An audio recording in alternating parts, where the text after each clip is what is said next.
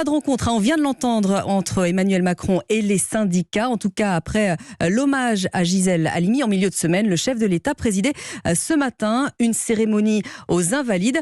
Alexis de la Fontaine, vous y êtes pour Europe 1, cérémonie à l'occasion de la journée européenne d'hommage aux victimes du terrorisme. Oui, d'un pas calme et solennel, Emmanuel Macron arrive au Jardin des Invalides, accueilli par les représentants du Sénat et de l'Assemblée nationale, ainsi que l'ancien président de la République, Nicolas Sarkozy.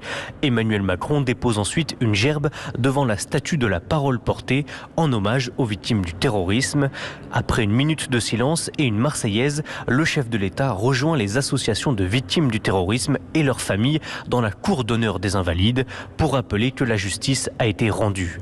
Face à la fureur des assassins, nous avons mis au cœur de notre réponse ce que ces idéologues de haine exècrent. Par-dessus tout, l'état de droit, la garantie des libertés, l'apaisement par la force de nos lois.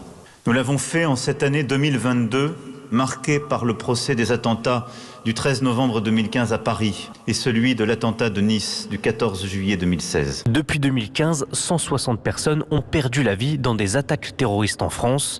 Emmanuel Macron assure qu'il faudra un profond travail européen pour mieux prévenir ces attaques et lutter contre les groupes terroristes. Alexis de la Fontaine du service politique d'Europe